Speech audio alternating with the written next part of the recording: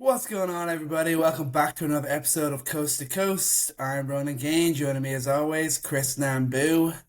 And for the first time, like ever on this podcast, we're kind of both in a great place with our teams. The Knicks, our NBA champions, and the Chicago Bulls just went and straight up dominated round one of the NBA draft.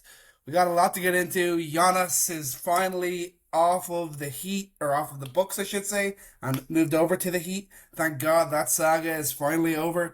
Julius Randall has been dumped for salary. That poor guy, like what has happened to his career getting dumped for salary? Just looks it's just such a bad look on him after his struggles in the postseason. And we got to talk about that draft. The Bulls are the big winners of the night, but there was also some other very interesting picks and maybe some other misses that we got to get into as well. But before we get into it all, Chris, how you doing, man? I mean, you said it right there, bro. Listen, waking up this morning felt like a breath of fresh air. It already kind of felt like that when we won the lottery.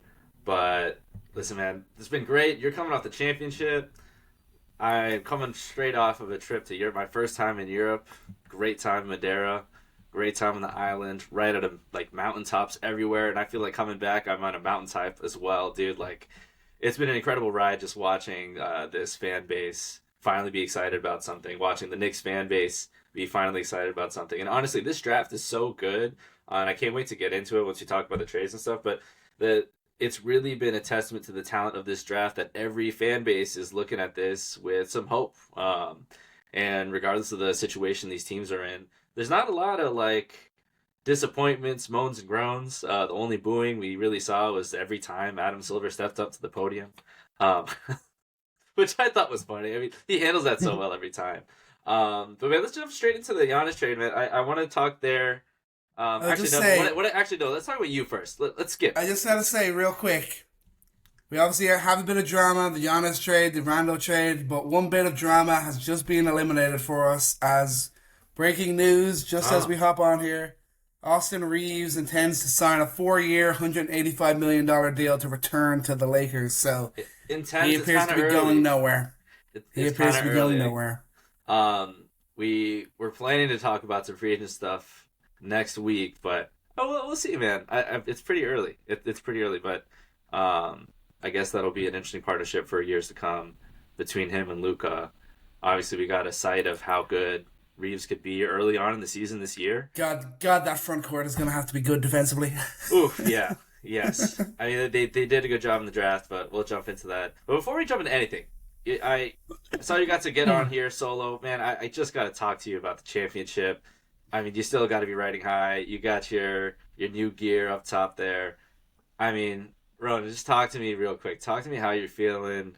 Talk to me what that experience was like. I know you got to see that game and be out in the streets. What's the level of joy that you experienced amongst the people of New York City with that championship? I did. It was just incredible, and it was just such a beautiful example of just like sports bringing people together. Like everyone, people that had never watched a basketball game in their life were in the bars, were cheering just as loud as I was. Was We're out in the streets, like singing the chants, singing the songs, and everything. It was just a really truly unbelievable experience. I knew it would be good, but to see it at this level, it was just unbelievable. The only mistake that I made was trying to go to MSG on the night we won the title. Because that just completely ruined the buzz. It took me like an hour and a half to get there, and then it was just it was above my pay grade. Like it was just like standing on top of buses, setting shit on fire. I'm like, I'm not into that crap. I'm Oh, not so into that shit. did you get to see some of that? What was the craziest thing you saw that night? Ah, man. I need I like my biggest thing was like, why was there all the buses there? It was like school buses. There was like a row of school buses, like 10 of them in a row, and like all on the street. I'm like, why are they here? Why was it planned for them to be here? And just everyone up on top of them and everything like that. And I just like saw this. I'm like, too much for me. I just need the wholesome stuff. People like saying fuck Trae Young and shit like that. That's all I need. That's all I needed, you know. No, that's Well, great. no, it was There's wild, but it was unbelievable. what's one thing you feel like you're gonna remember from this championship run? What's a moment that's like burned in your mind as you were watching the Knicks finally reach the top there? I mean, the comeback in game four, Mm, thinking we had lost it when Josh Hart fluffed that layup, thinking we had made it all the way back. Josh Hart has a wide open layup and he fluffs it. And then somehow we find a way to come back from that. And then De'Aaron Fox has a wide open layup. OG chases him down, and then we score that tip in. Like that's gonna be that moment that you just never forget, and it's gonna be impossible to forget any of it because like all the comebacks, even like game five, like I'm on edge the entire time. Like I'm there, I'm watching with my girlfriend and some of her friends, and she's like, "Why aren't you talking?" I'm like, "I'm fucking nervous as shit. I can't talk right now. I just had to wait for this moment to happen." And the fact that we did it with another comeback, Jalen Brunson dropping freaking hmm 45 points, just absolutely unbelievable. The captain, the GOAT, like it was a truly magical playoff run that I don't know if it'll ever be matched. Like the amount of big time comebacks that we Yeah. had. The like what did it end up being 13 games straight that we Yep. won. Like it was like just truly unbelievable. And just the camaraderie and team spirit that the Knicks appeared to have just felt like perfection. Does this feel like the greatest New York sports moment of this generation? 100%. 100%. Like this feels like Like the for me pinnacle. it will be. For Yeah. me, absolutely. Yeah. Absolutely. But just overall, congrats, man. Just incredible. And it's what you dream of. Honestly, you put this team together for all the question marks around this team, for the way that they underperformed during the regular season at times, and just not sure if that this is their moment. And I think we crowned them pretty early at the end of last summer, just because Pacers injured, Jason Tatum injured, 76ers injured, not so ready. But I think when you actually look at this playoff run, you look at the fact that there's not a ton of asterisks, to be honest. Maybe the Celtics should have beat the 76ers. They should have had a battle there. Maybe that's one asterisk. But there's not a lot of scenarios where you look at this team and say, oh, you didn't really face any good competition. You didn't really face any hardship.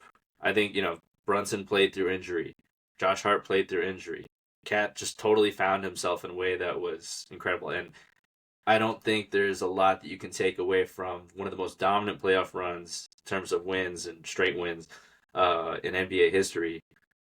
I mean, it's got to feel pretty good going into the offseason with the amount of continuity you have that maybe there's another repeat in the future.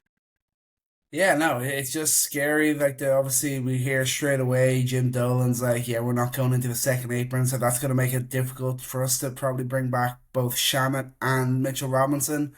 I'd have to lean towards Mitchell Robinson being a more important player to get back, but I could also see him maybe making more money than Shaman on the open market. So we got to at least try and get one of those two guys back. But we know the starting five is going to be there.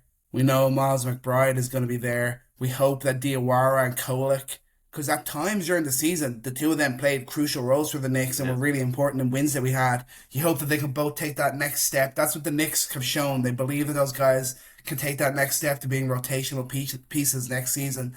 So if that happens, that obviously lightens the burden of potentially maybe losing like a Clarkson or an Alvarado or a Shamat or something like that. But it would just be so tough to like not go into the seat that not after winning the title to not like try and run it back with the exact same squad. Just like I say, because of the this team spirit and the connection that team had with each other and like with the fans, you know. Yeah.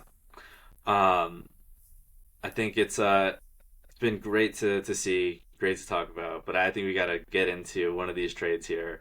I actually want to talk about Randall here.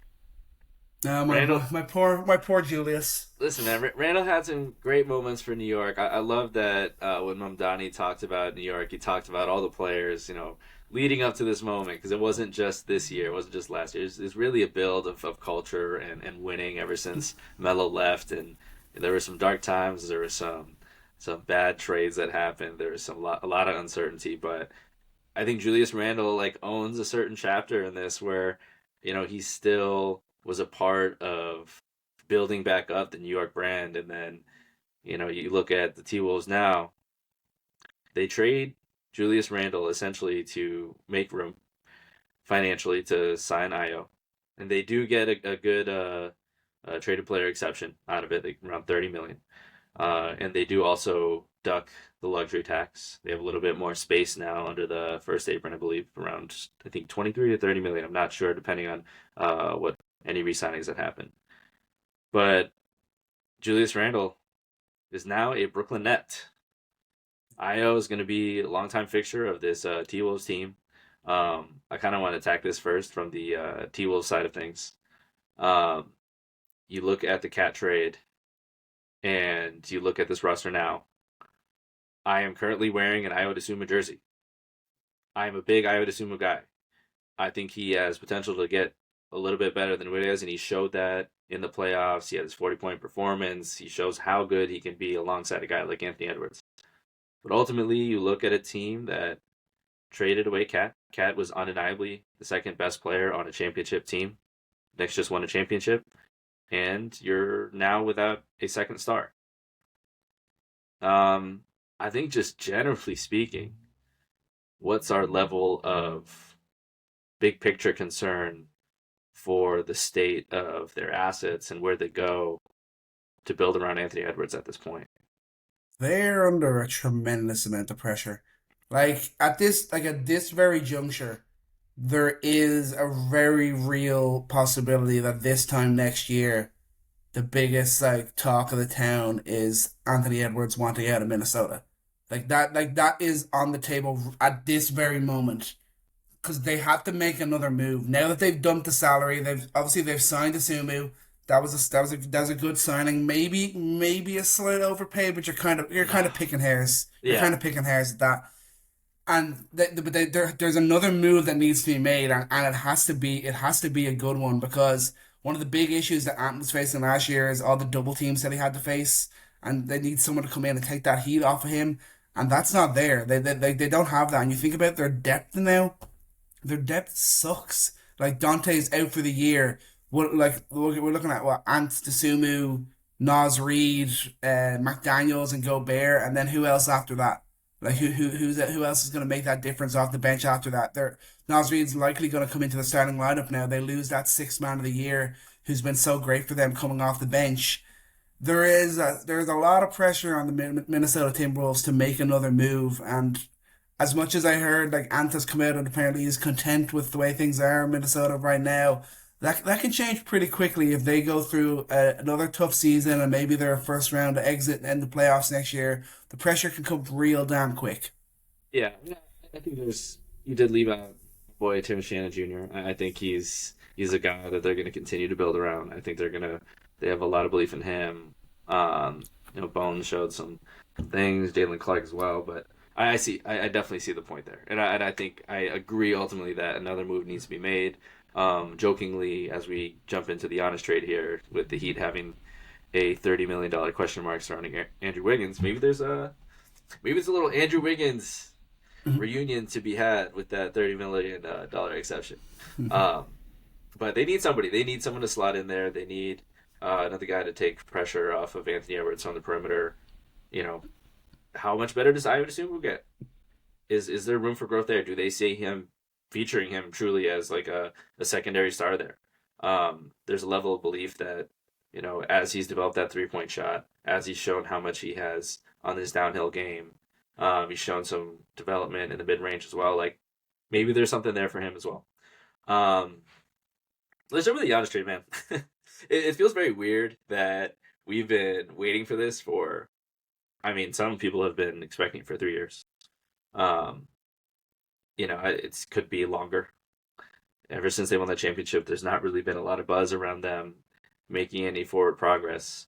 The Damian Lillard outcomes were mediocre, and it just feels like blah. Like the trade happened, not too much excitement.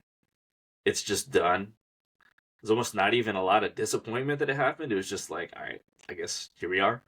Um, but what's your initial reactions to this trade? Does it feel like the right amount, too much, too little? Like, what did the Heat have to pay here? My feeling is surely Thanasis Antetokounmpo is included in this somehow, right? I didn't see his name mentioned, but I didn't Uh, see it. I didn't see it in there. Surely he's included in this deal in some way, right? no. He's as good as gone. Like he's currently looking at apartments in Miami, guaranteed. Uh, All right. In all seriousness, I think the Bucks did a fantastic job of pulling pretty much all they possibly could out of Miami, getting some nice picks, including Nathan Ment in this year's draft, who I'm really high on. Kasparis, still pretty much still an unknown, but definitely has potential. Khalil Ware, another guy, still yeah, has I a like pretty that. decently high ceiling. Jaquez Jr., good role player. Hero can maybe be the guy either they get more assets for, or maybe he's the guy that actually kind of puts bums in seats for this year, that sort of way, like that. Like Hero, they won't be a winning team, but like Hero could like it wouldn't be surprising if Hero like average like 25, 26 a game on like a Yeah, losing team. I could see that happening, and I could see him having like a big year. Like that could be fun. I think the Bucks have done the best job they could in like terms of like putting themselves in a good position for rebuilding. yeah. I think Yakis Jonas. I learning his game a little bit more, and you gotta like the potential that he has to be a long term fixture there. The Hmm. shooting, the playmaking. He's a bigger guard. Um, I do like Jaquez. I think a he's a guy that could play there for 8 years. Like he's a guy that you could put on a winning roster, and he's going to do things at both ends of the floor. Not a lot of star potential there. Um, on your point on Hero, I really do think that if you're trying to build towards this future, it's you have to think about where are you going to find your star, where are you going to find your next guy, and that's kind of the question mark that both of us have faced in our times. Do you work the margins? Do you try and trade for a guy for another place? Do you look towards the draft? Because when it comes to the drafts, you're really hoping maybe it's like 4 or 5 years from now that you're finding that guy. These picks from the Heat, it's a 20-30 pick swap. It's a 31 and 33 unprotected. I mean, that at that point, you're betting that the Heat, Giannis is gone, or he's a little bit washed at that point. So I feel like at this point, Hero is in his prime. He'll rehab his value. The Heat were never really willing to do too many trade talks with him, but it's a two-edged coin, a two-edged sword to it. Like you shop him, and you're not going to have a lot of talent on your roster. I mean, you don't need to bottom out. But at the same time, where are they going to go with Hero? I don't think they're going to go too far. So I think he's a guy that definitely will bring in some more assets if they decide to do that. But definitely a conversation for another day. I mean, you could say for Hero, cool for him to go home and like play in front of his home crowd. That is something that they can definitely like play towards. And yeah, you, Yeah. you sell tickets like that. And he's a guy that will sell tickets. He's an electric offensive player, and I think he himself believes that if he's featured more, he'll continue to get better. And Yeah. the hope here, man, like Khalil Ware, dude, I there is a ceiling there that is really interesting for me. Like he's a guy that could be a top five defender in this league.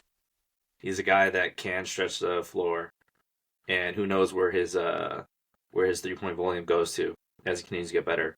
If he continues to develop his game as a roller, his game is really, really raw, but he still has a lot of tools, even though he's still raw and has a long way to go. So I think Bucks fans can be really excited about seeing where that development goes and doing it alongside a hometown kid, hometown scorer like Hero. I mean, there's not a lot of outcomes where the Giannis trade like turns into something where you're pretty happy about, Mm. aside from one of these top four, top six teams giving you one of the first round picks. That was never going to happen. But I think this is one that you can stomach. Yeah, yeah, absolutely. And like Taylor Jenkins coming in as the coach as well, like he's a guy we know is great at developing young players. So I think they're like that's a great fit for these young assets that they've got coming in. I I think Bucks fans should be kind of in a pretty good position. I know it's always tough when you're losing your star and you're not like getting another star in return, but like would a Jalen Brown deal have been better? No. On paper, like yeah, but he's under contract. He's owed like 190 million over the next 3 years. That's Yeah. not the guy you want coming in when you're trying to rebuild. Like not at all. So I think this was the best, probably the best package they could have gotten. I think they're in a great position now moving forward. Yeah, who's not in Well, a great great might position? be a strong word. Good maybe. Decent. I think they got the assets that they needed. The Heat were probably. I mean, if you really think about teams on the rise, teams looking to get on the rise, the Giannis market's so difficult. The trade market in this current CBA is so difficult to get a big star like that without totally gutting your team, which the Heat are willing to do. So at this point, it's a big question mark. You know, you got talk about the Wiggins contract as a player option, $30 million. It's a lot of money. It's gonna hard cap them. Does Powell end up leaving? Question marks around Bam fitting around Giannis. I mean, a Bam Giannis front court. I mean, that defensively, that is just that's really mean to other teams. If Giannis is Mhm. healthy and they're getting themselves a good synergy defensively, like they're going to have a chance to be the best defensive team in the league. Um, but the spacing it's going to be tough. Um, Jovic, they'll probably have to get rid of him. That's 16 million. He's eating into their cap. Like they have some more decisions to make to build around this team to take advantage of this window. But listen, man, it's Pat Riley. This is probably his last shot at a championship as a part of this organization. And I think if anyone's going to make moves, it's going to be him to sort this out. Yeah, there's obviously pressure on him. He's been like talking up getting this star over the last few years. He's been talking it up and hyping it up. And there's been various different players that have been linked to the Heat. Giannis being one of them, Donovan Mitchell among others. He's finally gone and got him. Now it's time to make it make sense. As of right now, you're looking at it like they are going to have to be the best defensive team maybe ever to really kind of shake things up in the East with the roster as it's currently constructed. But you're gonna look at it now, like on paper right now, I'm looking at the Heat and I'm thinking they're just like a maybe they're a slightly better version of the Magic because like Giannis is a better player than Banchero because the spacing's really not there. They really have to hang their hat on on the defensive end. Like I'm not scared of the Heat at this very moment at all as like a Knicks fan. And I imagine Pistons, Celtics are all kind of feeling the same way that they're really not that scared of this Heat team right now. But I think there is another move to be made, and it's just going to be interesting to see where Pat Riley looks to make the next big splash after this. Is it this year, or does they have to wait till next summer, you know? Yeah, man, I don't know. I think that the Heat have made a living and have made finals appearances off of seasons where people were not afraid of the Heat. And the one thing that they've not had is talent. They've not had that big talent since Jimmy Butler left, and they got Giannis Antetokounmpo. They've shown an ability to really work around the margins. I mean, you look at Davion Mitchell, who's really rehabbed his value and become an important piece there in Miami. I mean, you find yourself a handful of Davion Mitchell level players, and you surround Giannis with a good team and a really strong coaching philosophy. I don't know if I think they'd love to see Bam and Giannis work together, but they also still have other valuable pieces to move if they really just want to do a full Giannis feature. I think that they have potential to make even more moves this offseason. They're really the biggest team to watch in the free agency period to make a lot of moves and try and push all their chips on the table for the next 3 years. Yeah, yeah, 100%. But like, yeah, they're gonna need shooters. Like, there's no doubt about it. Like, Giannis needs shooters on the floor. Like right now, you're just like picturing every good team just like packing the paint and going, okay, yeah, like you have to shoot to be able to beat us. And like the Heat last year, they were putting up some historic numbers in terms of scoring the basketball. Like, and now they're adding Giannis into that. Like, can that be a thing? Of course it can. Eric Spoelstra is a genius of a basketball coach. He can make anything work. I think I'd be more scared if I had full belief in Giannis's health. So like I'm touching wood. I hope it's not the case. I hope he is healthy and now he's got a new lease of life out there in Miami. But his health is a little bit of a concern still to me. So let's maybe if we're having this conversation and we're going into April next year, we're going into playoff and Giannis is at 100%. Maybe I'll be a little bit more scared. You know? Yeah. I don't think the Knicks have any reason to be scared of anyone, and I think there's plenty of reason for the Heat fans to ignore all the noise and be pretty excited about this. Who's not excited is your other contender, is the Boston Celtics fan. They're in a Hmm. kind of a tough spot here. It's happened time and time again. It happened with trade rumors with KD before, and Jaylen Brown has been not so quiet and throwing shade about it. And you know what? I think for all the discussion about it, a lot of people are taking it the hey, it's just business route. Giannis Antetokounmpo shouldn't be unexpected that your name gets thrown around when it comes to an all-time great.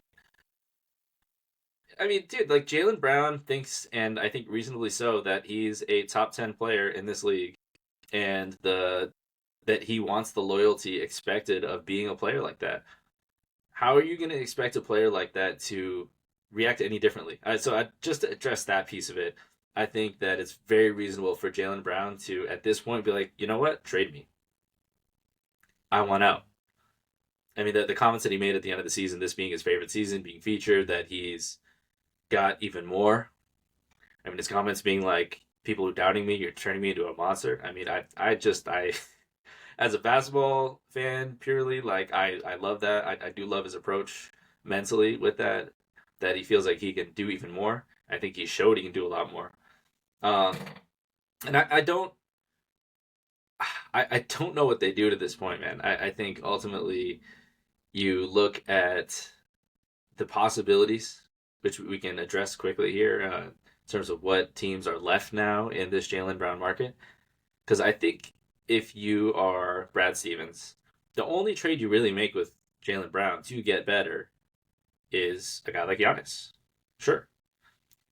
I think it's reasonable that you look at that demand. Two first round picks, not enough. Give me more. Also, give me Hugo. I think that this whole discussion though about the Hugo Gonzalez being the second point, I don't think that's the case. I think it's more about the picks. So, It's yeah. but it's added insult to injury. It's like, hey, this is a guy we really believe in. I mean, this is a young guy that you invested in that's going to continue to get better. Sure, that's going to hurt to lose, but I think the main point is we're giving you an All NBA player. We're giving you a guy who's in his prime now. Is going to be a top 12 player in this league for another 4 to 8 years. Who knows where Jaylen Brown takes this game? And we're gonna give you all those future picks now. But my thing is, man, like you kind of had to expect that was going to be the trade, right? You kind of had to expect that they were going to ask for those picks because unless the Bucks are really in on creating a win now scenario, I don't think that they were going to do anything less than that. So why go into this and upset Jaylen Brown and really push it over the edge to the point where you're pressured to make this trade now? That's my thing. Mhm. Yeah, no, that's totally fair. And like I said before, I feel like this feels like it might be the last straw with Jaylen Brown in terms of just like not to say that he's gonna like 100% like openly demand a trade or like say he's not gonna play for the Celtics again or anything too insane like that. But just in terms of like the locker room and all that, I don't see how you can keep it around. I feel like it would become such a I feel like it could so easily become so toxic so fast that it feels like that needs to be the move. And honestly, they have to go out and get more players that really. I know they might not get a star in return for Jaylen Brown, which is what they probably want, but they've got to go find some more players that fit the Joe Mazzulla style because the Joe Mazzulla style fell flat on its face in the playoffs last year because they didn't have the players anymore. They didn't have your Drew Holiday or Porzingis or Al Horford that they needed to be able to play that volume 3 point shooting like fast like good defense sort of play that they thrived on and looked like one of the best teams we've ever seen do it in 2024. They're under pressure to go out and get some players if they're going to stick with Joe Mazzulla because he ain't going to change. They're going to have to get more players that fit that mold. Yeah, that's definitely a big offseason question for the Celtics in terms of what their philosophy looks like next year. If Missoula's a guy who can, I mean, he's still a young coach. I mean, a championship coach, but a guy that is he going to add different things, and I'm sure he will. I'm sure this is a team that will continue to evolve because you saw that the volatility of their shooting in the playoffs is what ended up being their downfall. I mean, they were just straight up a better team, straight up a better team than the 76ers, but lost because of shooting variance, which happens. And I think they definitely needed more in terms of where they can go to offensively.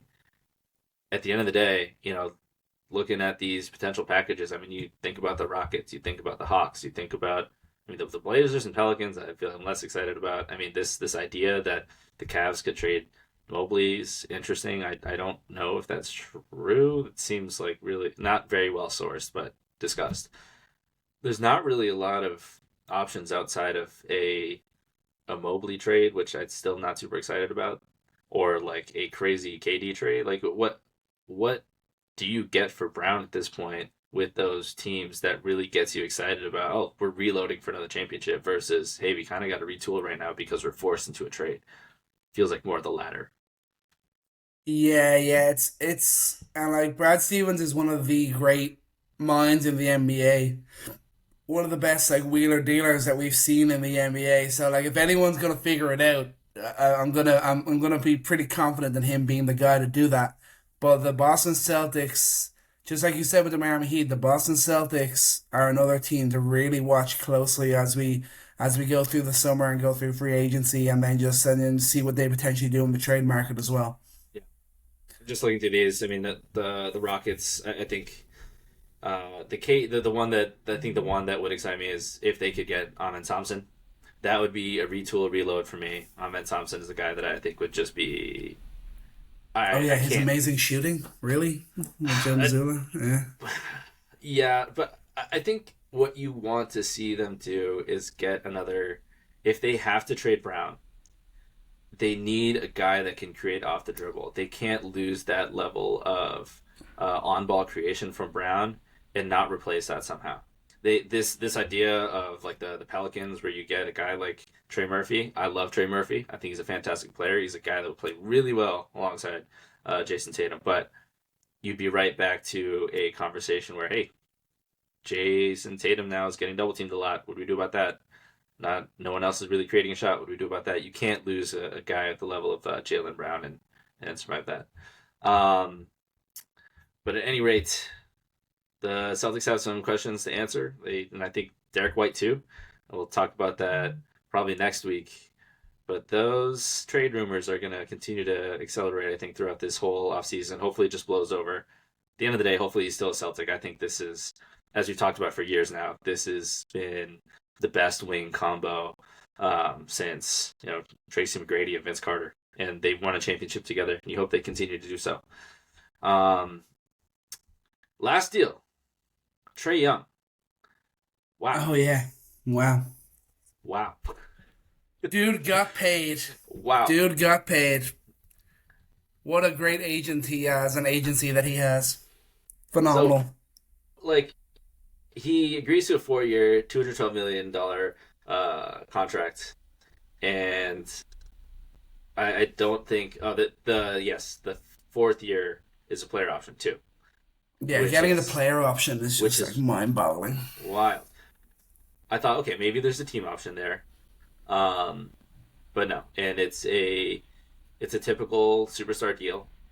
It's not a declining deal; it's a ascending deal, and that fourth year is $56.9 million in 29-30.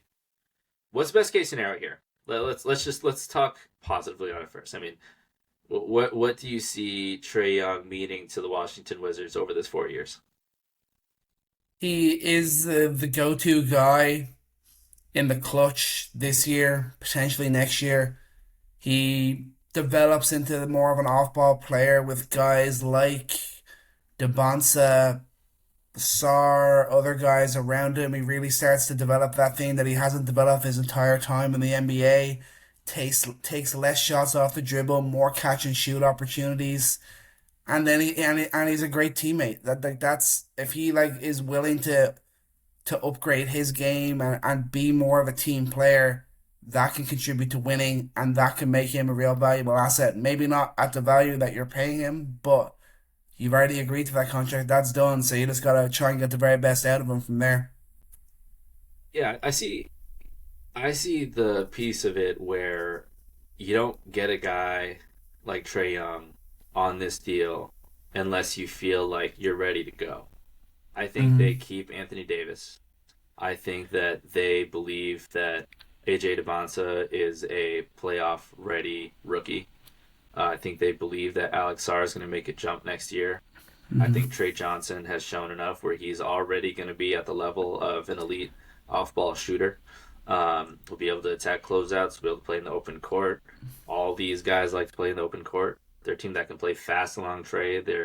They've also got guys who can play in the half court now. And I think as these young guys are maturing, and you still have other young guys too that you think could continue to get better. You saw what you saw from Keyshawn.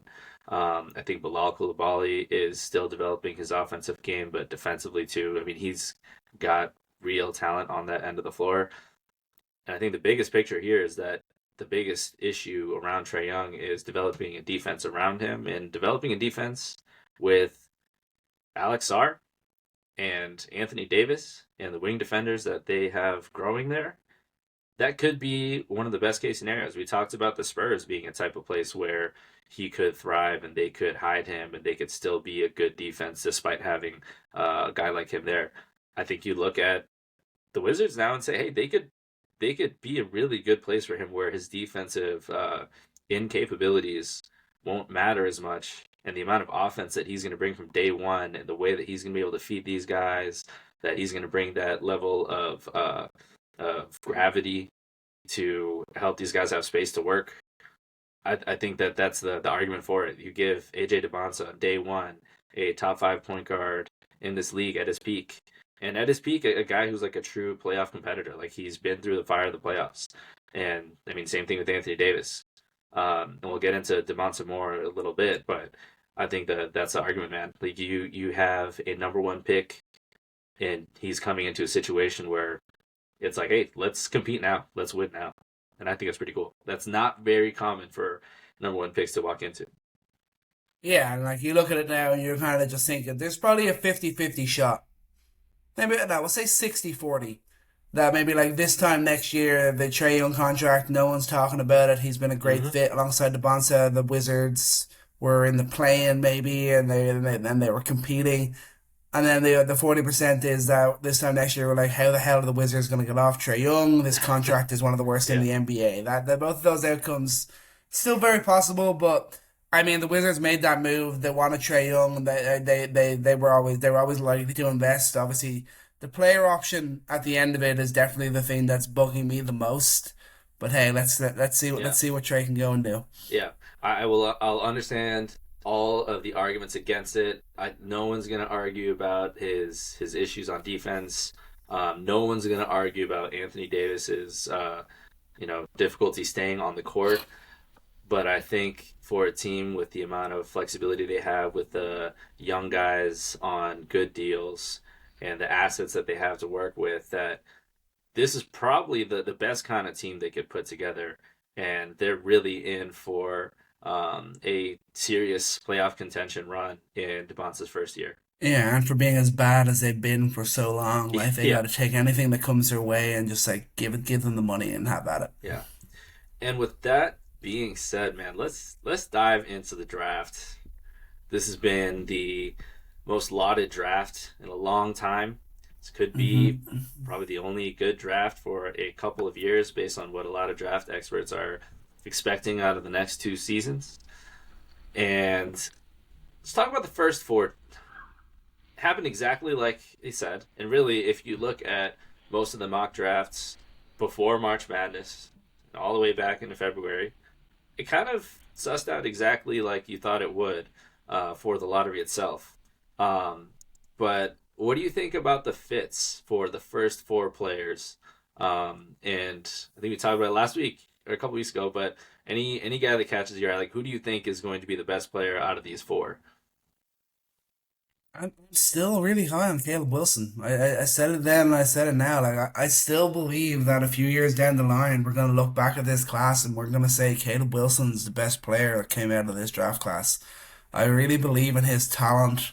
I believe in the two-way ability. I believe in the star power. Like it is very real with him. I believe he's got that chip on his shoulder in the right kind of way that it's gonna really help flourish in Chicago. honestly, I think all these guys have super high ceilings. If I'm being totally honest, I believe that like it's going to be a debate over the next few years who is the best because I feel like Yeah, it's going to keep changing. I feel like all these guys are capable of putting up big numbers, having a big impact early. You look at a guy like Cam Boozer.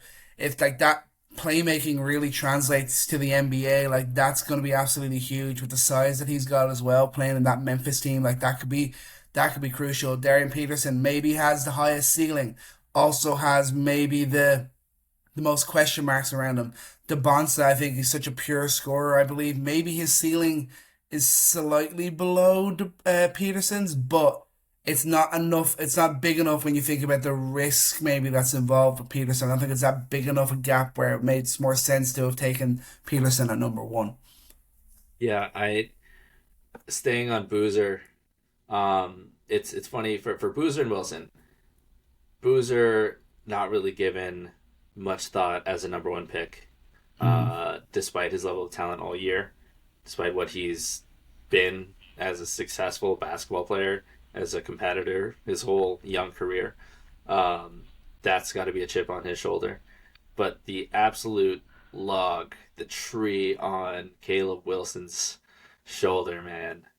You know he's a guy that had a quote unquote kill list in college. You saw how he really took it to these guys in their competitions throughout youth basketball and throughout college. I mean, if you don't know what I'm talking about, just look up the UNC Duke game and look at what Caleb Wilson did in that game. Um, and look at the fact that they're having top three arguments. They're having top three features on ESPN. They're featuring these guys. They're creating like this whole narrative that there's a one A, one B, and then Caleb's kind of like in this like tier one C. And for a guy of his level of competition, you've got to love the idea of him just wanting to prove that wrong. And between him and Boozer, I was happy for either one to fall. But I think Bulls fans have just fallen in love with this game as he's been mocked there for the last 3 months or so. Um, but yeah, man, all of these guys really went to the right spots. I think we just talked about Debansa and how he fits with the Wizards. I mean, he's that wing of the future there. They're going to be able to win now. They're going to be in the playoffs. I don't know how high in the playoffs. A lot of that will depend on Davis's health and how this team all gels together around Trae Young. But they're going to be right in the thick of it. Debansa's going to have his Dylan Harper moments, proving that as a young player, he's ready there.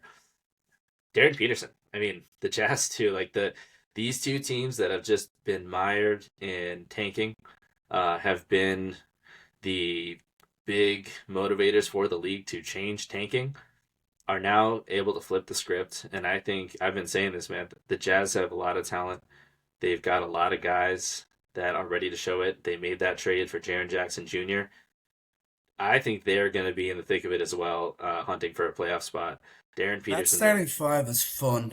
That starting five yeah, is really fun now. Keontae George, Peterson, Ace Bailey, Markkinen, and Jaren Jackson Jr.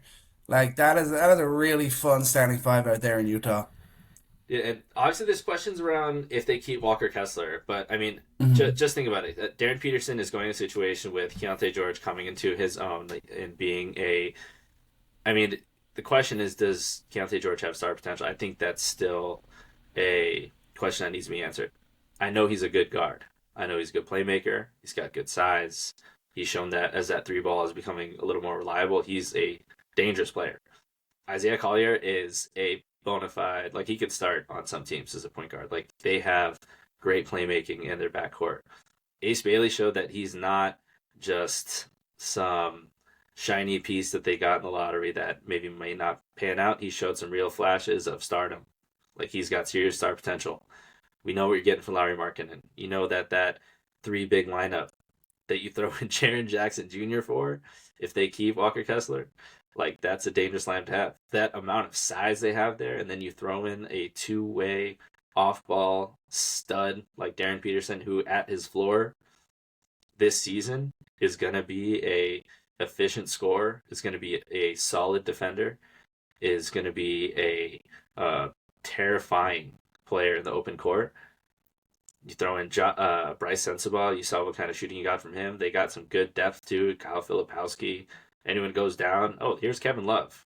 Like they just got a lot of pieces here. They have a lot of optionality. They have really smart coaching. They have shown that when they want to win, they can do it.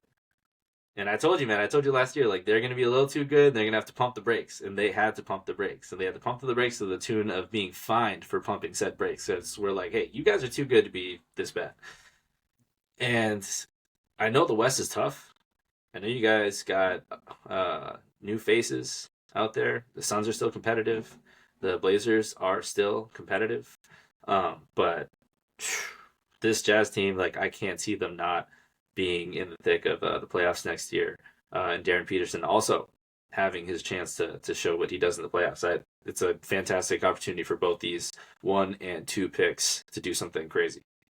Yeah, no, absolutely, 100%. I'm really looking forward to watching both of them this year. I feel like they could both have really big rookie years and like the battle for rookie of the year. I know we've said Oh this yeah, before, but the battle for rookie of the year should be very legit, especially with the idea that there wasn't this consensus number one overall. There was definitely debate kind of up until the last minute, so that makes it even more of a conversation in people's minds when we get to it next year, which is really fun. So how about we get into the winners and how about we just let you go loose? I think the winners of the day are absolutely the Chicago Bulls. Caleb Wilson at four, and Swain, however you say his name, Jalen at Swain. 15.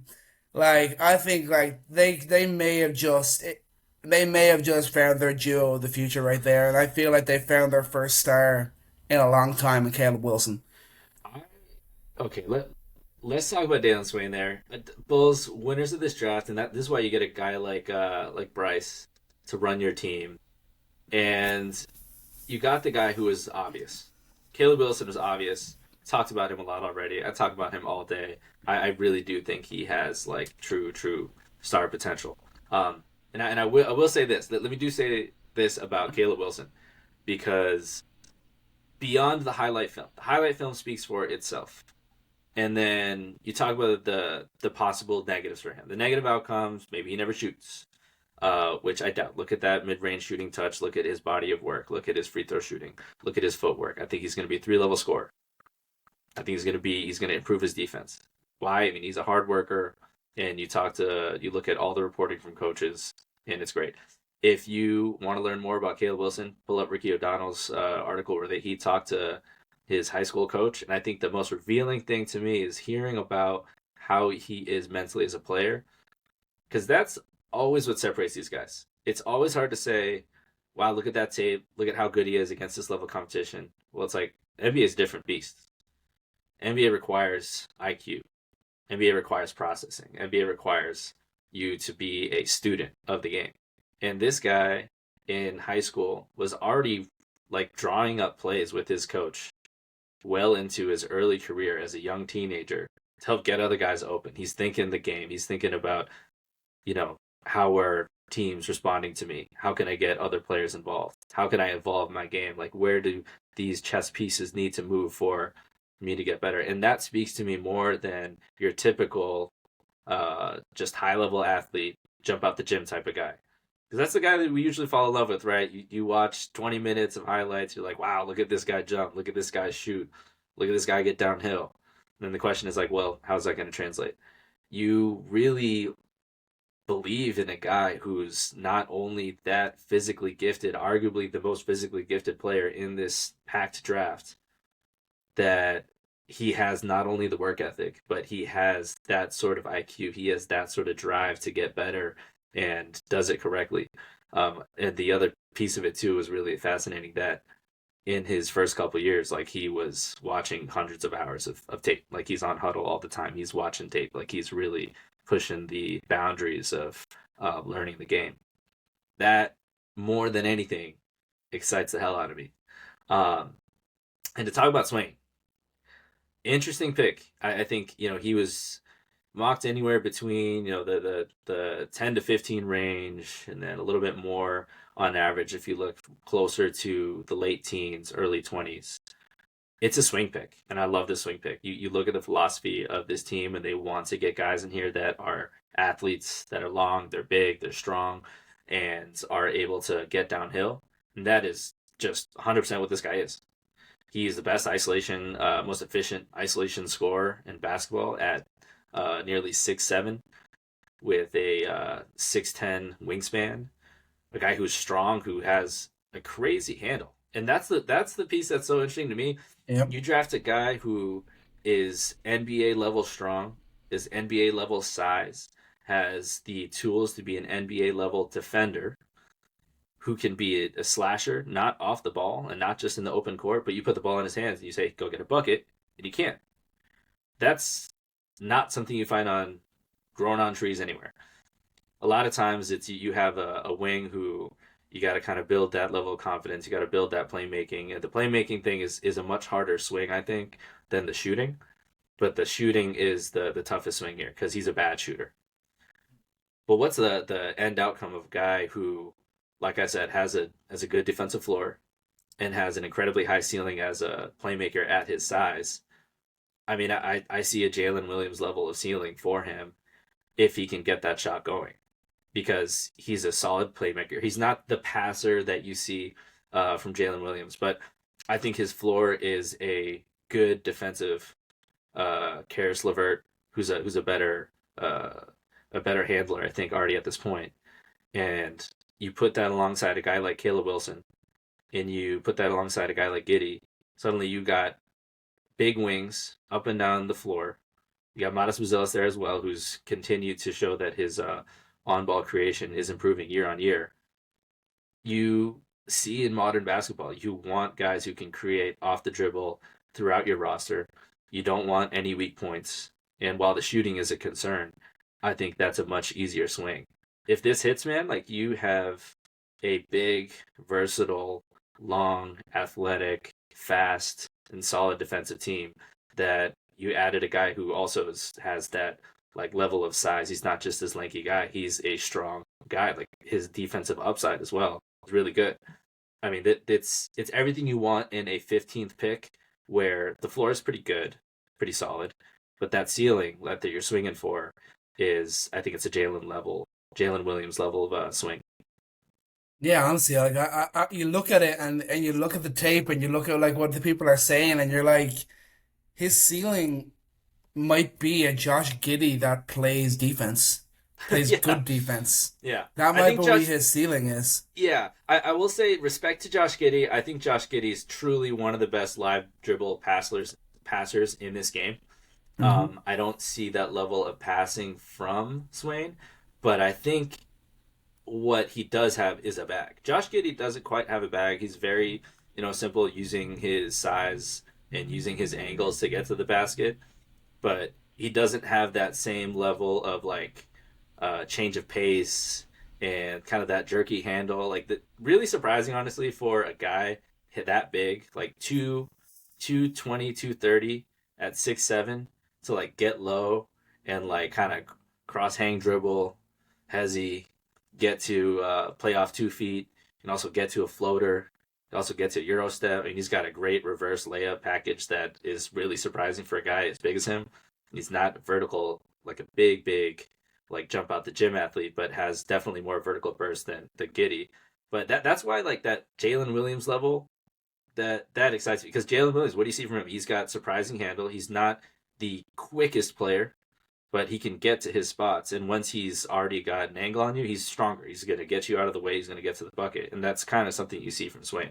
Um, so yeah, man, I think that I'm very all in on that pick. The Wilson one was the obvious one. We all knew it was going to come from that. Not sure about what we were going to do at 15, but thinking about it more, marinating overnight, man, this is the kind of guy you wanted at that 15 spot.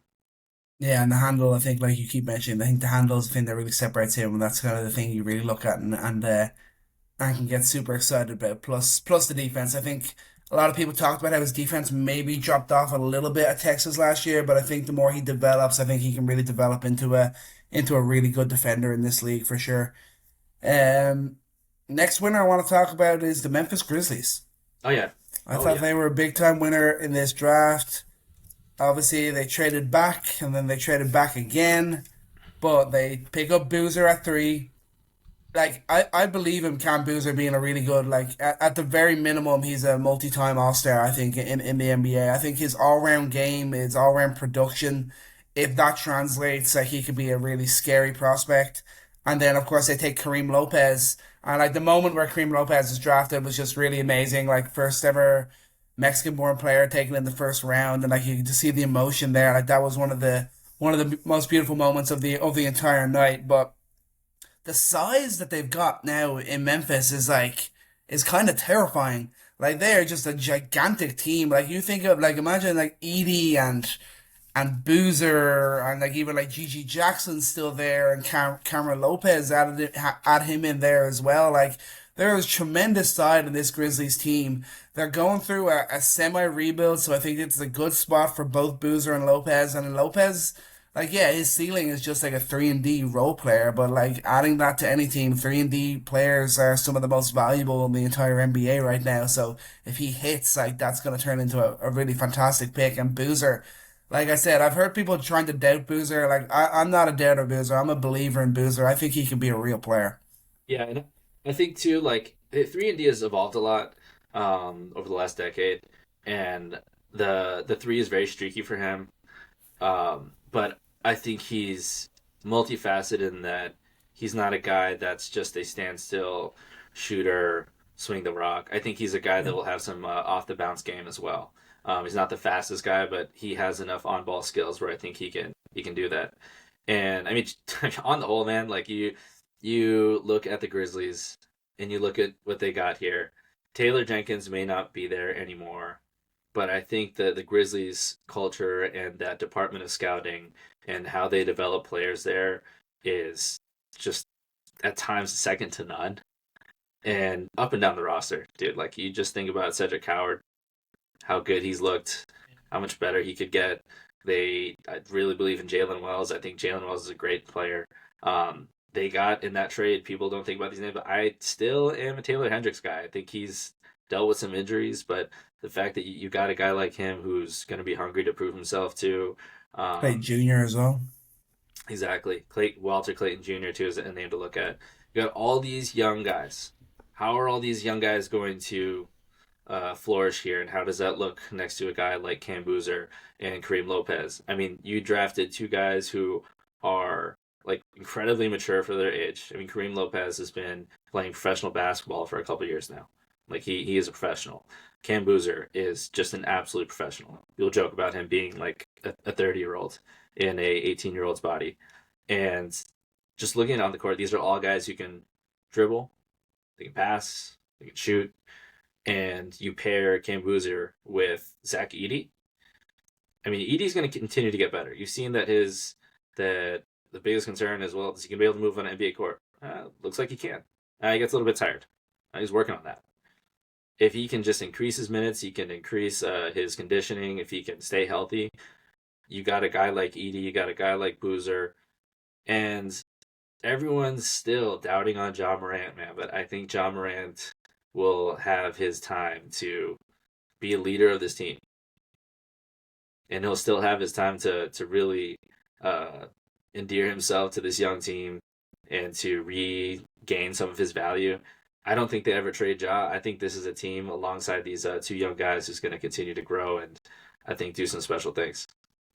Yeah, yeah. I'm inclined to agree. I don't know. I mean, I know your Jam Rand will always be your guy, so you're always going to be a little bit higher on him than I am. But I do see that world. I do see that world, and I'm excited. Like I said with the other guys, like all these top four picks, like I'm so excited to watch them hoop on the NBA floor. Like I've heard people trying to doubt Boozer. I feel like a lot of that just comes from people like not liking Duke and like not wanting to believe in this guy's ability, but like his all-around production at the college level was fantastic. He was one of the best players we watched in March Madness. I just don't see a world where he's not at least a multi-time All-Star in the NBA. It would take a pretty catastrophic drop off, in my opinion. The other two winners that I have on the list here were the Lakers and the 76ers. The guards that they got, I really like that. Cameron Yeah. Carr to the Lakers, Brian Fallon Jr. to the 76ers. Like they're two guards that I really believe had super high upside and could look at like steals in a few years. Okay, I was texting you when 76ers were on the clock, Hmm. and I was like, listen, I love LeBron Fallon. I really like him as a player. Um, I think when you discussed all these guards, there's so many good guards in this draft, man. I mean, we didn't even really chat about Okori at all, who I think is also great, just a little undersized for my liking. And LeBron Fallon, too, kind of fell into that category for me as well. Like those top four guards, I mean, Keaton Wagler's not really included there because of his size and his potential with his frame to get bigger. But amongst all the small guards, I think LeBron Fallon has an argument to be made that, hey, I am also right up there. Like he could easily be a lottery level player. He easily could have went to Dallas.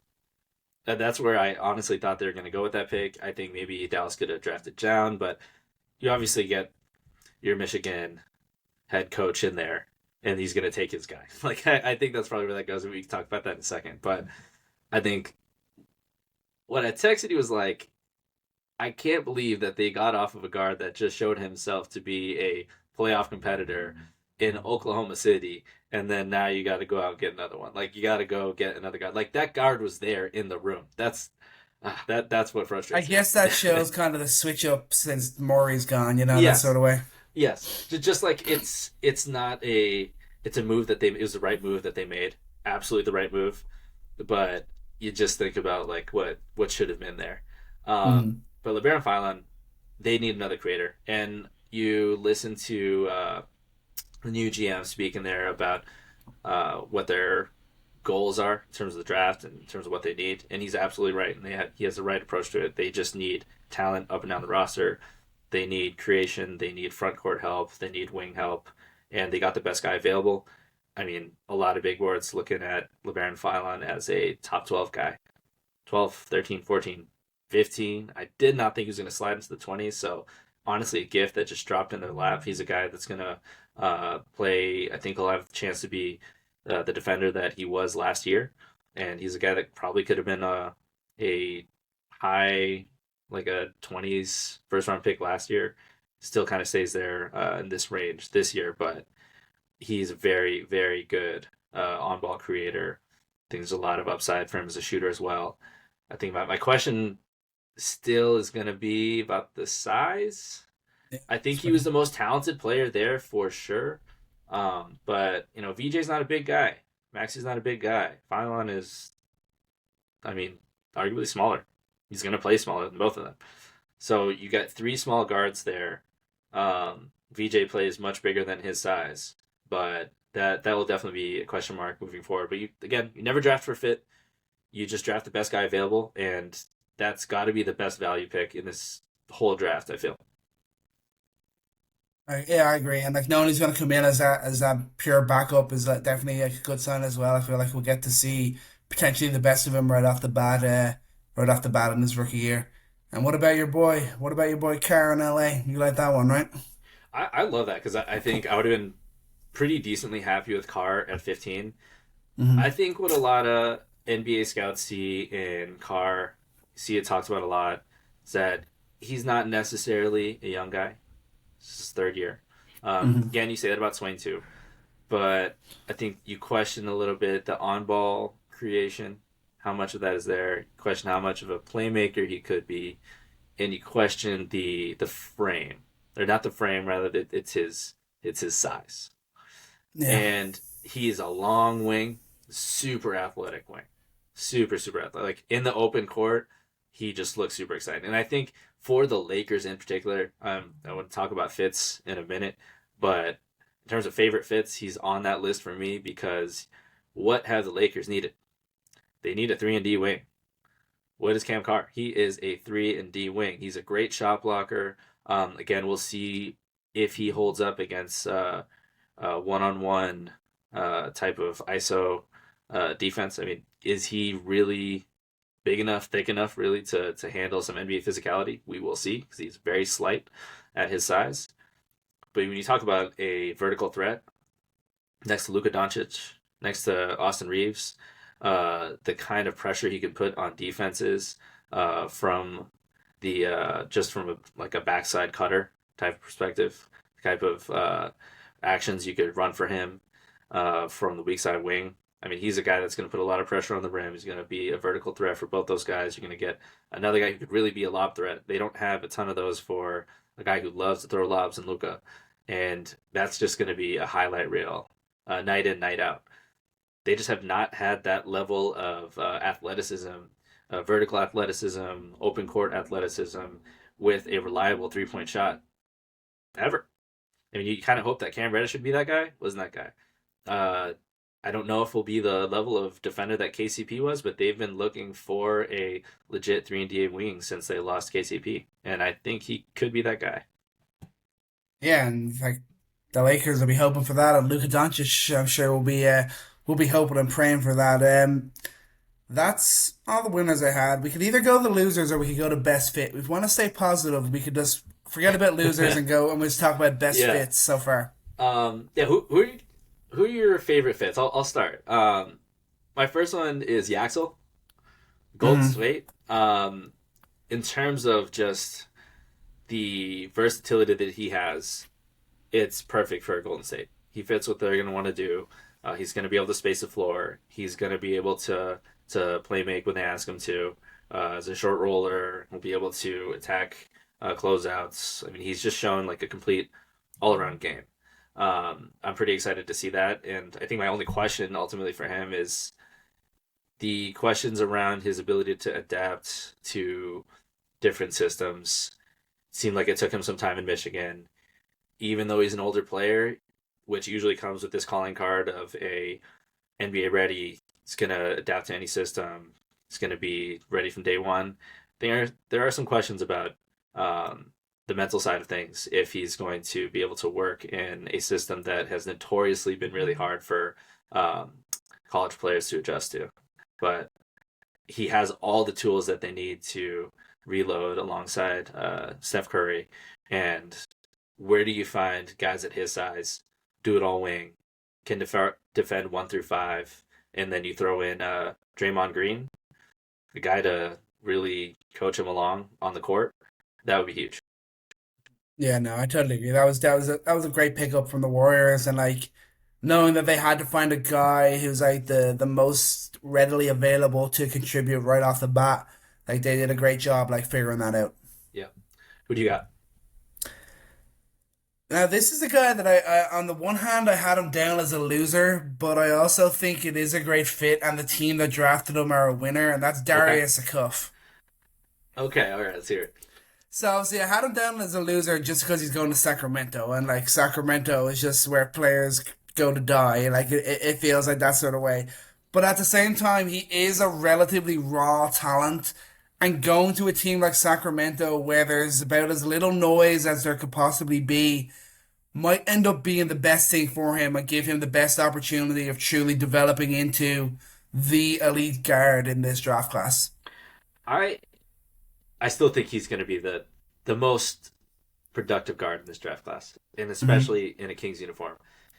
I swear that they're definitely not going to screw it up this time. Do we just have like a wave of pollen coming through the entire Northeast right now? I'm getting killed right now.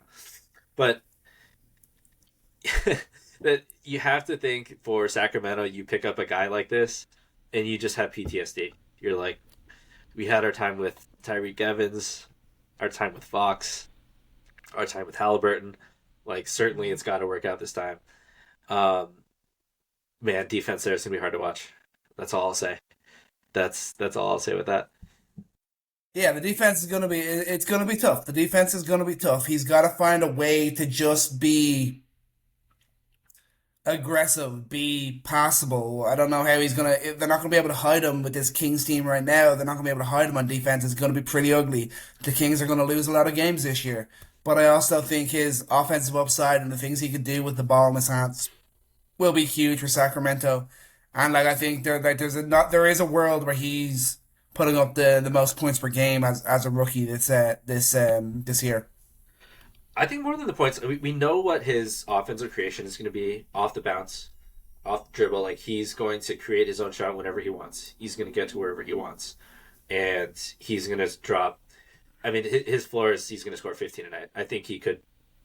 possibly be a 20-point per game scorer, depending on how this offense looks. Mm. I think the really underrated part for him is the playmaking Yeah. that doesn't hit the highlight reel as much. The type of weapons he has, you can throw Zach LaVine more off the ball. You have a DHO and pick and roll partner in Sabonis. I think Keegan Murray should have a resurgence with the true point guard to really help him out there. Um, I think that he's got a lot of wings to work with there in the open court as well. I think he'll be a double double machine with assists, man. If it's not this year, it'll be in the next few years. Like he's going to be such an exciting piece there, and who knows if the defense pans out? Who cares? The Sacramento Kings need good basketball. I think he's going to bring good basketball on one end of the floor, regardless of who's around him. And I think he's got some off-ball talent to really help him and to space the floor a bit for him. He's already has an elite big to help him out there, and I think that's probably going to be the biggest thing for him is that the defensive end is not going to matter in Sacramento. It's just going to be like, can you put some good offense out there? Can you put some good Yeah. shows out there? Because that's what they need. They need to put butts in seats. They need to Yeah. just get back to some level of good basketball, and I think it's a good spot for him. They need to light the freaking beam. They gotta light the freaking beam again. Come on. That beam, they got to dust off the beam, man. The beam, Yeah, that thing's man. been getting dusty for sure. Um, I hated this one, but listen, man, Ademara, we talked about him a little bit. Hmm. He goes to the Oklahoma City Thunder, and the things that happened in this draft that led to OKC getting the exact guys that they wanted just didn't sit right with me, man. The Grizzlies are like, hey, let's get another couple second round picks, and I'm sure Grizzlies will do some good stuff with that. But did you really have to help them out? Did you really have to help them out? The Hawks, they get Aaron Wiggins. That's cool, but you also made it a little easier for OKC to make some moves this season. Obviously, every team's going to do what they got to do to help themselves out. OKC is going to make moves to help themselves out as well. It's all mutually beneficial, but I'm sure NBA fans are like, why are we helping this team, man? They got enough. We don't got to do all this. But Ademara, man, he exemplifies their draft process and their team building process. He offers insulation if Hartenstein ends up leaving. He offers more front court depth and size to deal with Wembanyama. He's the best shot blocker in this class. He's a guy that's going to be the interior presence that you get. Amongst the best of them. Like he's going to be an elite shot blocker from the beginning. Now you got two elite shot blockers on this team. You got two guys who are going to be possible all defensive front court guys, and I think the idea behind Mara is really fascinating too because you put him on a team with so many great off-ball players, and you know that Mara not only a defensive juggernaut, but he's also a great playmaker. He's a guy that's going to be able to move the ball well. You look at Hartenstein's passing; he will replace that well.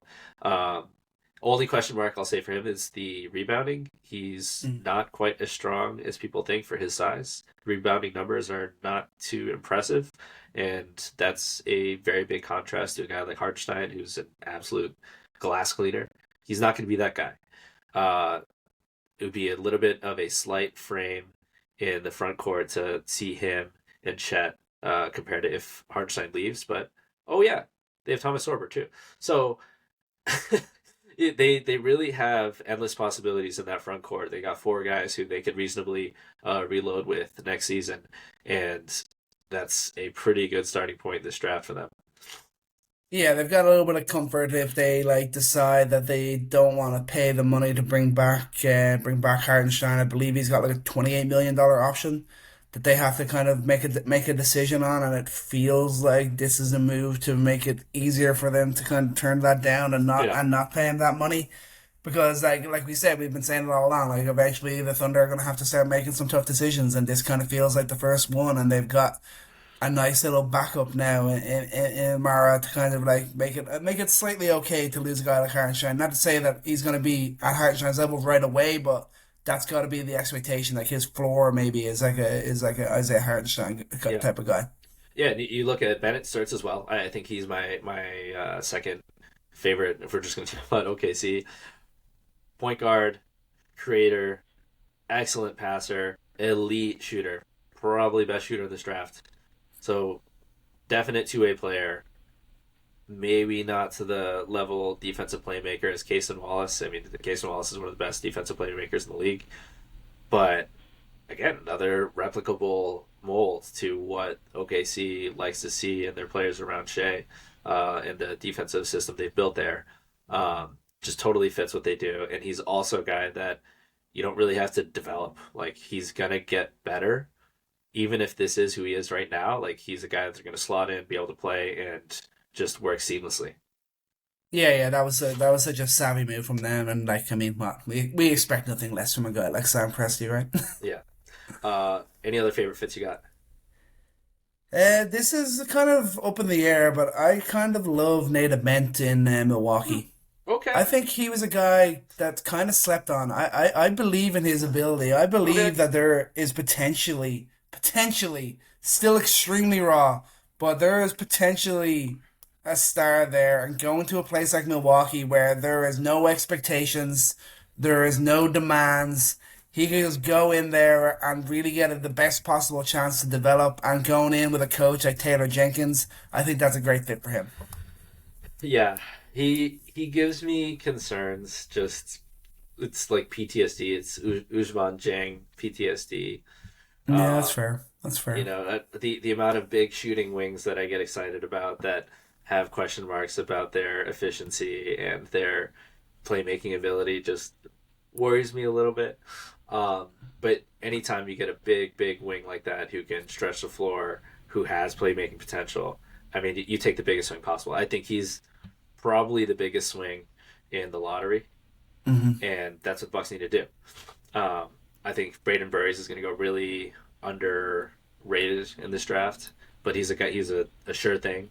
He is a guy that you draft and you know he's going to be a probably at least a minimum rotation level player. I think he's a starter level player his whole career, and maybe he's got some all star potential. But Nate Ament, you bet on that guy to develop his handle, to develop his playmaking, and if that shot really gets consistent, I mean, at his height and his length and his that build, like he's a guy that's going to be that has the potential to get there. It's really polarizing pick in the Nets. Honestly, there's a lot of question marks about the Nets moving down. Nets obviously got their guy, uh, but yeah, I do like that pick. The fit's there because he'll have the opportunity to work slowly, and there's not going to be any real pressure that he needs to be this thing right now, and he can take his time. Yeah, for sure. Any I, final thoughts from you? I mean, dude, I mean, in terms of fit, I mean, I got a couple more real quick on Kingston Fleming's in Atlanta. There's another one of those that was mocked very early on, and there's questions about Atlanta moving the pick. I felt like I wanted them to move the pick because they, if they could get into a Jalen Brown type of situation, clearly that didn't happen.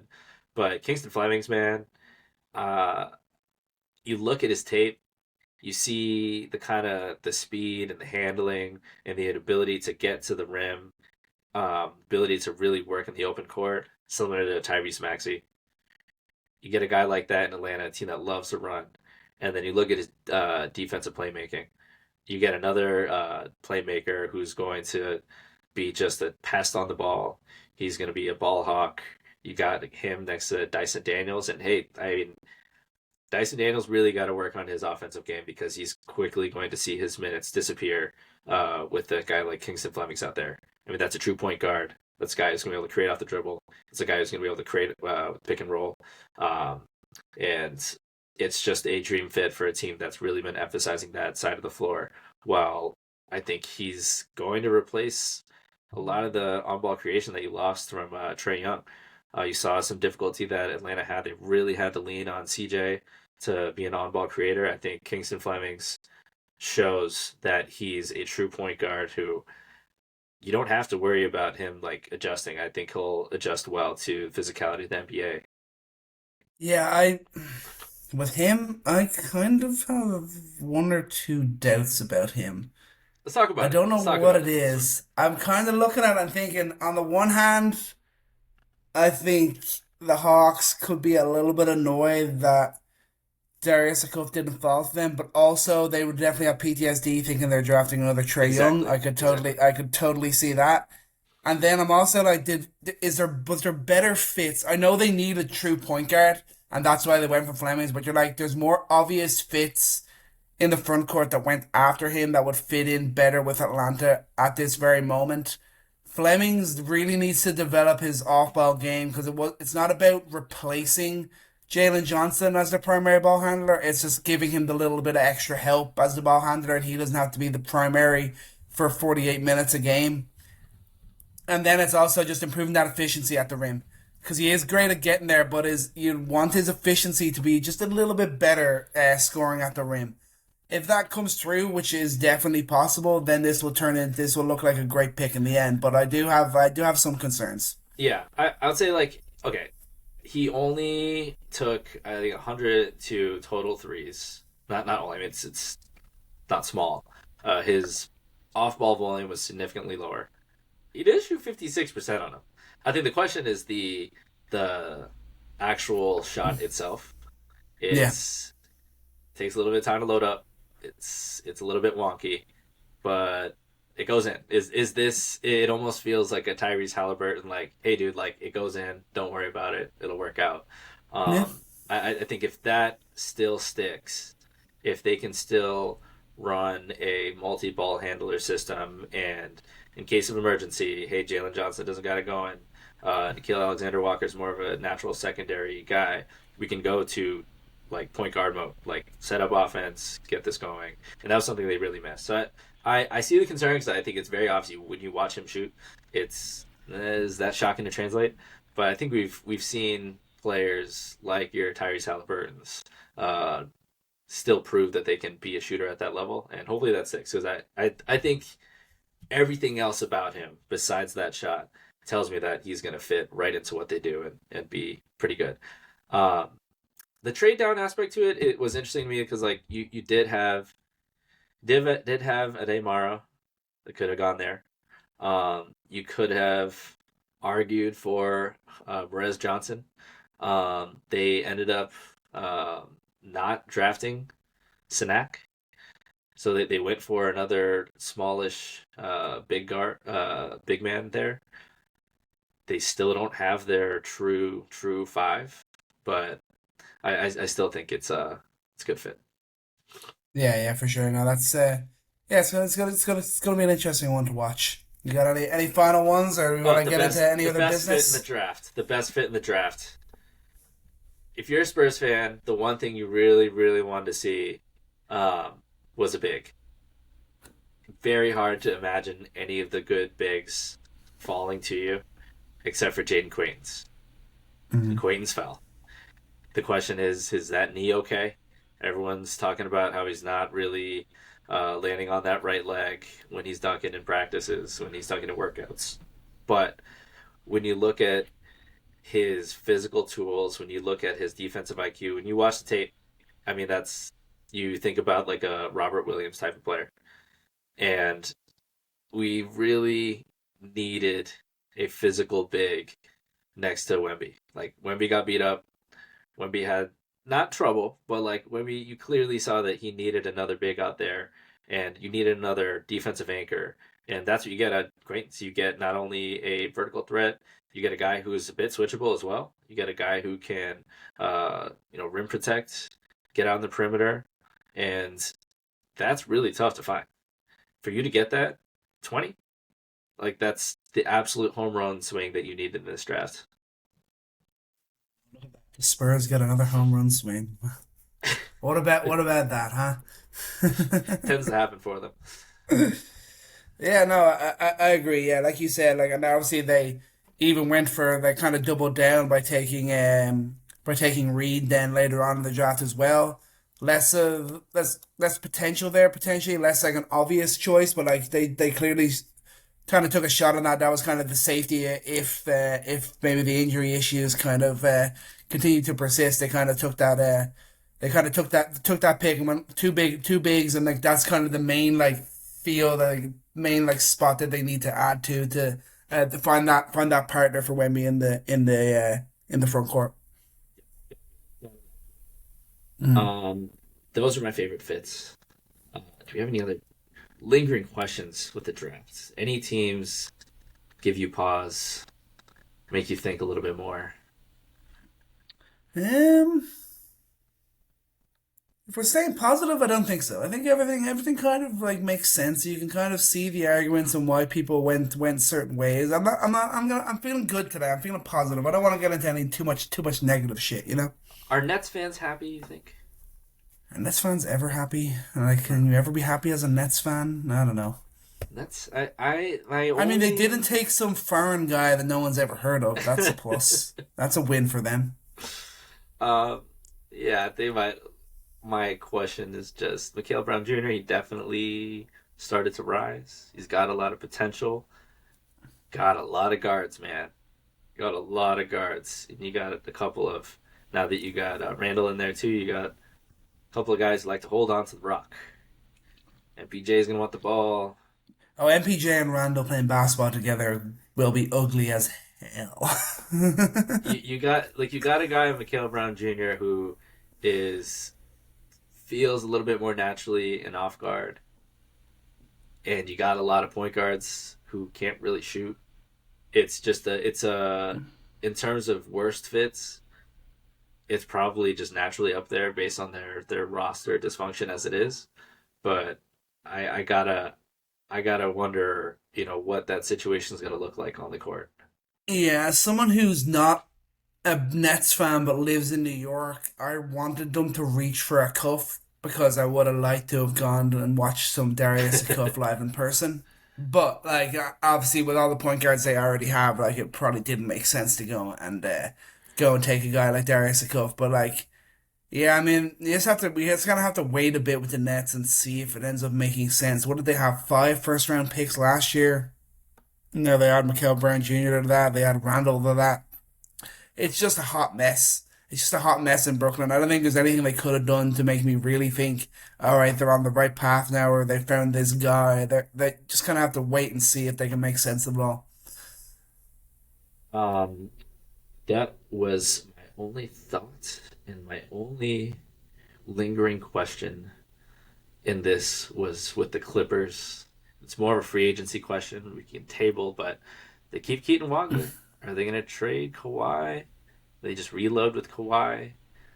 It's a great bridging the gap kind of pick, but the Clippers are going to be interesting to watch because I was wondering if they end up moving down and getting more assets or ultimately trading Kawhi and potentially getting back into this draft, but they kind of choose to do both.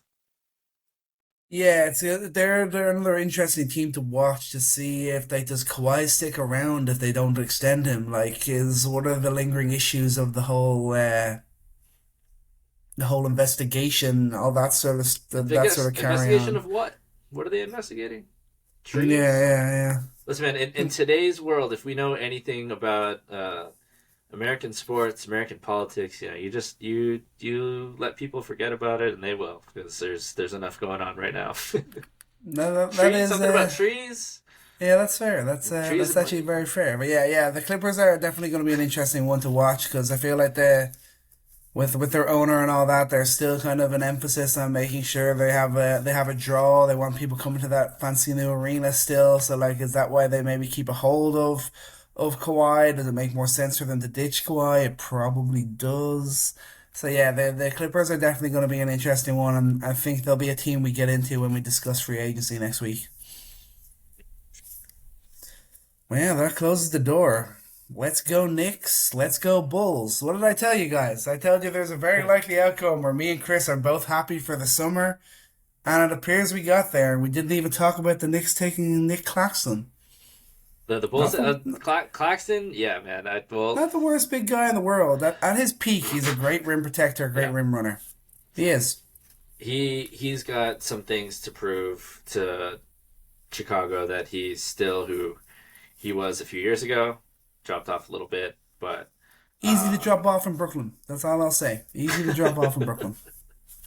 and I think we'll end on that. Yeah, I think that's a fair way to end. But yeah, appreciate you all sticking with us. been a hell of a first round, and I'm excited to see what the way the second round goes and who ends up being the steal of the second round. Because in stacked classes like this, you always find some hidden gems later in the second round. Maybe the Knicks get a guy, maybe the Grizzlies pick up a guy with all their second rounders. Still going to be interesting to watch. Can't wait to see all these guys on NBA floor. It's going to be fire. But for now, appreciate you all. We are everywhere on social media at Coast to Coast NBA. And most importantly, remember to take every shot and love every moment.